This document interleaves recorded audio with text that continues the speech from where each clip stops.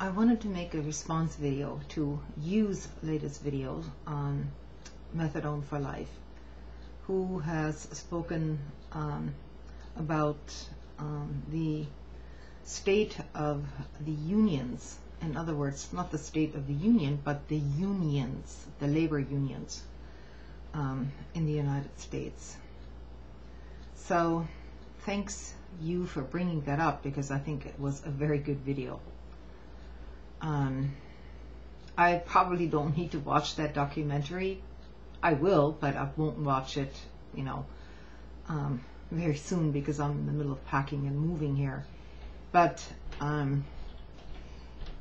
I am pretty sure that most of the younger generation in the United States today has absolutely no idea what the labor movement in the United States has done for them as a whole.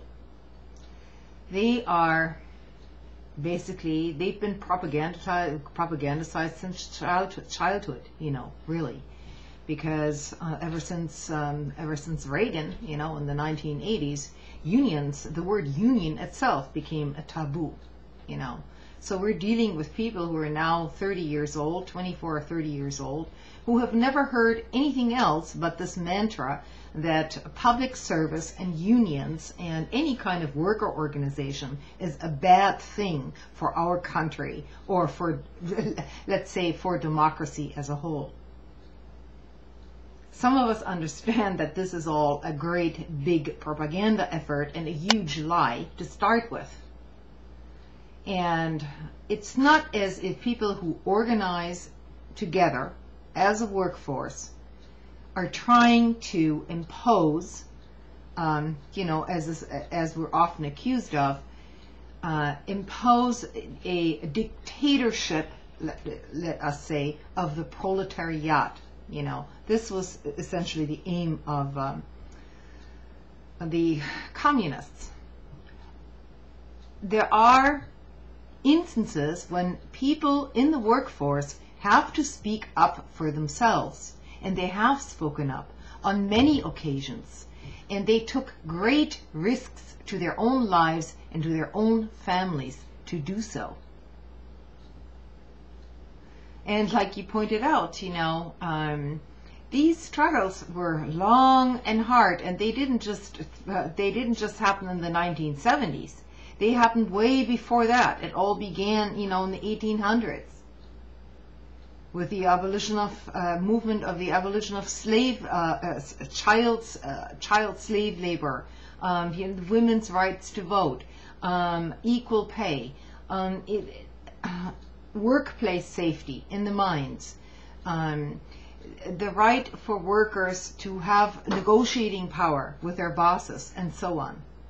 The 8-hour workday, some regulation in terms of working hours overall, Before all that, basically, whomever you worked for, they could work you 7 days a week with no break whatsoever, no vacation, no overtime pay, nothing, until you drop dead.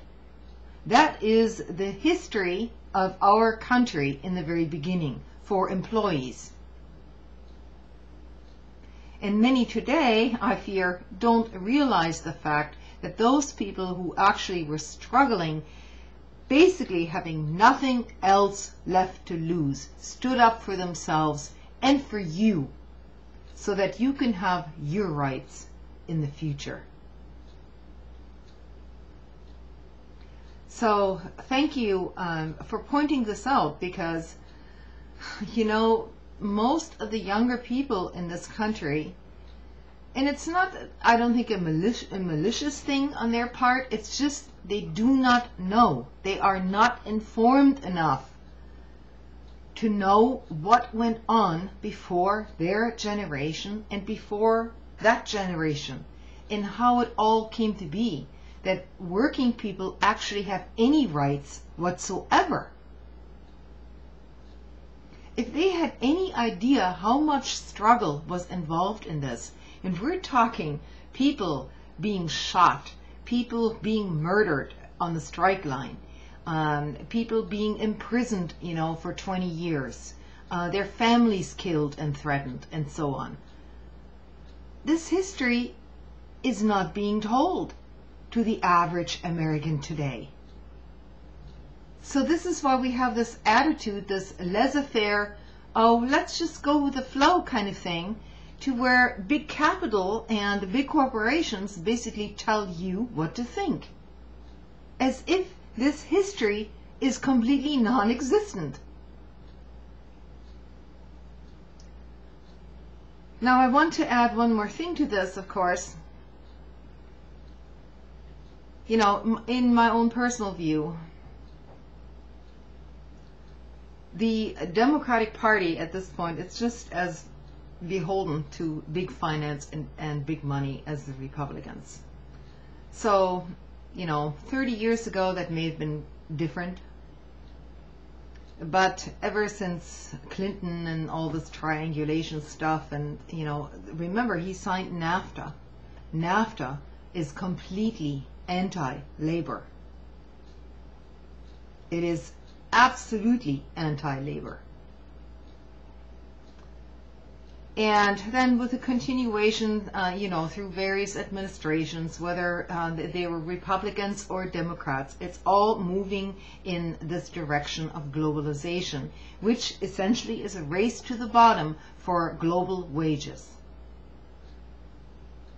The entire scheme is being set up to where American workers, European workers, and so on are set to compete, or are being forced to compete with very cheap labor overseas, in China, you know, in India and other various developing nations,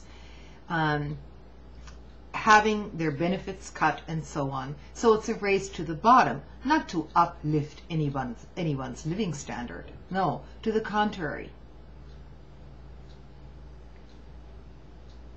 And, you know, I also have to add, in terms of the unions, the unions, you know, have been vilified, really vilified ever since Reagan, at least in our generation. You know, he basically destroyed the credibility of unions by simply firing everybody and then getting scabs into these same jobs and making their working conditions even worse and so on. But within this entire spectrum of globalization, you know, this competition on a global level for labor and profit, the unions in the United States, for one thing, they didn't stand up big enough for themselves. They should have put the brakes on immediately, right away, and their membership would have actually been behind that. But as it turns out, you see, everything is being undermined, and even by the union officials themselves, I might add, because it's a tricky situation, you know, with this global competition of labor. These guys don't have much more left on the negotiating table other than calling for a mobilization of a general strike. And this goes, you know, for all unions across the board in the United States, for a mobilization of a general strike, while they still have the financial means to do so. But they're not doing it. That's because they're being too cautious, and because there's corruption at the top as well.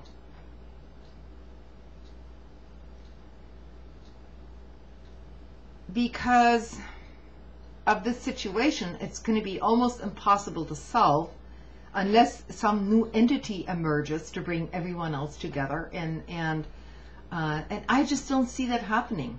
You know, the American workforce is being eviscerated, and the unions aren't standing up for their own members. You know, it's this a whole lot of speech and talk and all that.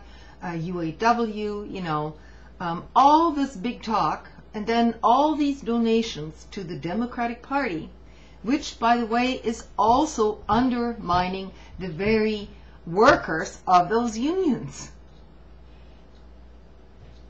So there's going to have to come a breaking point between the unions and the Democratic Party leadership.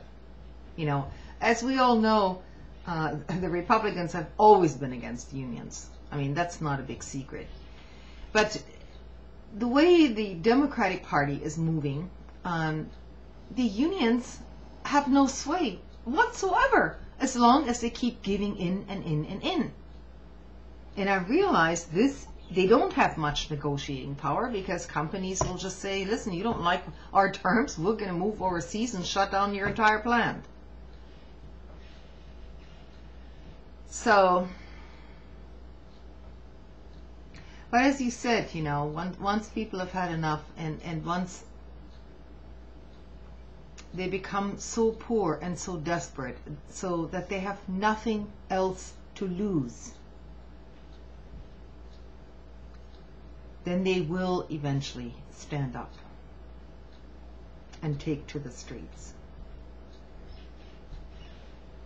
Now, this scenario, you know, in the 21st century might look very different from what we saw in the last century. You know, after all, there are many suppressive forces out there that can basically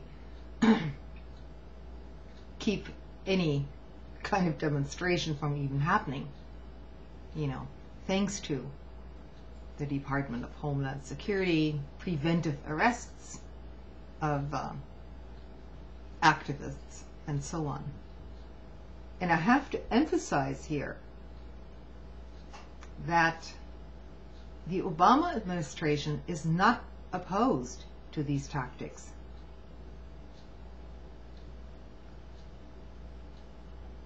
So,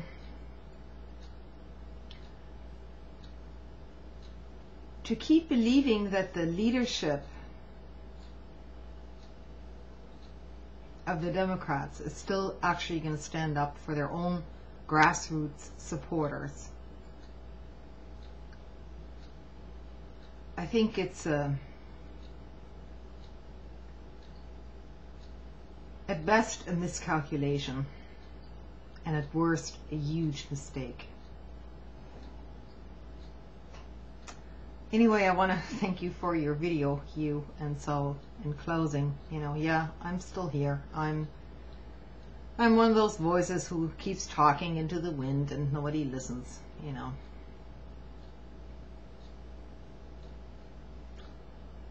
Can't think of anything else to do, I guess. Good night.